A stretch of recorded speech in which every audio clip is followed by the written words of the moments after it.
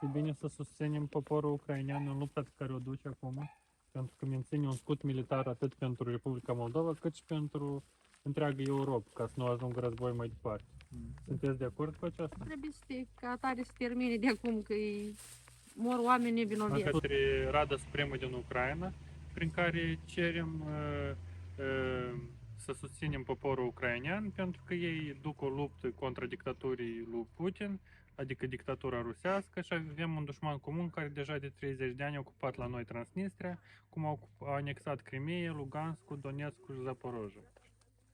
Ar fi bine să susținem poporul ucrainean, dar despre s-au închis câteva posturi TV rusești în Republica Moldova. 6 posturi TV s-au închis. Ce părere aveți? Este bine? Nu este bine, pentru că fiecare are părerea lui. Fiecare își spune poziția lui. Da, dar cunoașteți că acolo este foarte mult propagandă rusă. Da, mult a fost propaganda, să și De exemplu, avem o petiție despre derusificarea presiei din Republica Moldova. Cândva noi am fost ocupați de ruși, au fost ocupația sovietică și aici mulți au fost rusificați și au învățat limba rusă și continuă mai departe prin aceste posturi TV rusești, la fel influențează politica din Republica Moldova și așa mai departe.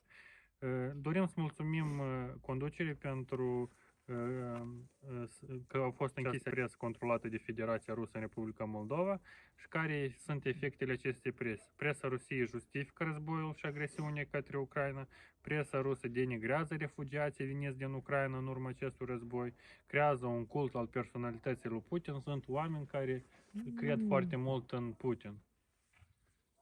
Apără ocupația care continuă în Transnistria, care de 30 de ani nu mai este rezolvată, continuă mentalitatea ocupantă a rusofonilor din Republica Moldova, că nu trebuie nici măcar să învețe limba de stat de română, necunoscând alte limbi, ei depind de o singură sursă de informații, cea din Rusia, adică persoanele care cunosc rusa și privesc posturile ruse, este influențată doar de informația care în rusă o citesc, dar în alte limbi nici nu citesc.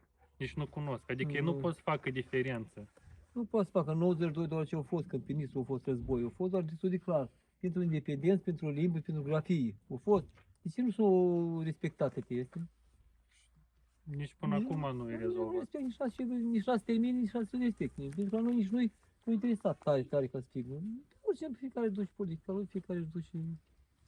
Azi este, mâine trece bine așa cum este. Sunteți de acord cu aceste puncte?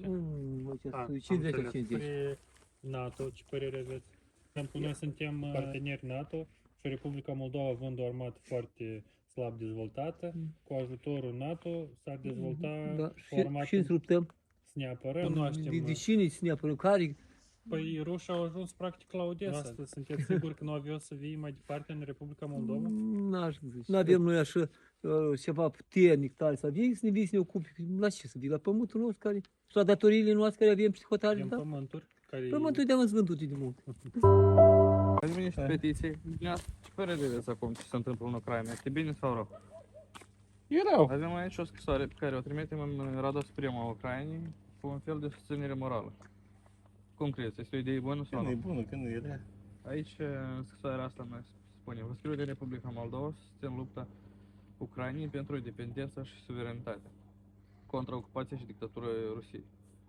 Recunoaște că este o luptă necesară pentru dumneavoastră și acordă un scut de protecție militară pentru întreaga Europa, inclusiv și pentru noi, Republica Moldova. Și dorim o colaborare strânsă între armatele noastre, evident după război, aceia cu experiență, să înveți pe a noștri și recunoaște. Dar ce să înveți pe noi?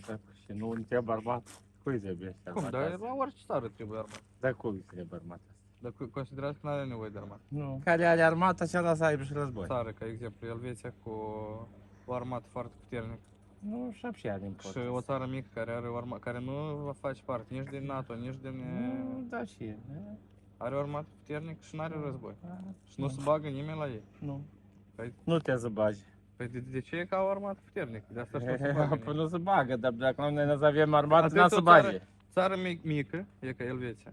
Și noi Nu. suntem o țară mică. Dacă Nu. noi să avem o armată foarte puternică, Nu, dezvoltată și ca să aici, ajutească. și tot n-a să bagi nimeni la noi invazie. Dacă vine rusul asupra noi, ce facem noi? Ce armată ai? Dacă ai să ai armată, ce? Păi să luptăm pentru Aia să țară. luptați. Ucrainenii cum luptă? Asta e să lupți, că e țară bogată, mare, dar noi și Canalele astea rusești care s-au stins pe Republica Moldova, ce părere aveți? rău. Dar nu vă se pare că canalele astea ne dezinformează pe noi? Dar Pe moldoveni. Dacă la vezi și te uita undeva, asta dar asta și. Toate La noutățile moldoveni. veneau din partea rușilor și dumneavoastră ascultați asta și acum sunteți dezinformați. Diversificarea presei Republicii Moldova. Vă mulțumesc pentru lucrul dumneavoastră eroic de a închide presa controlată de Federația Rusă în Republica Moldova. Presa Rusiei justifică războiul și agresiunea către Ucraina.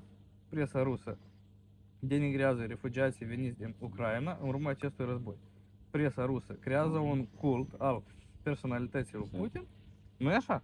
E așa? Aha.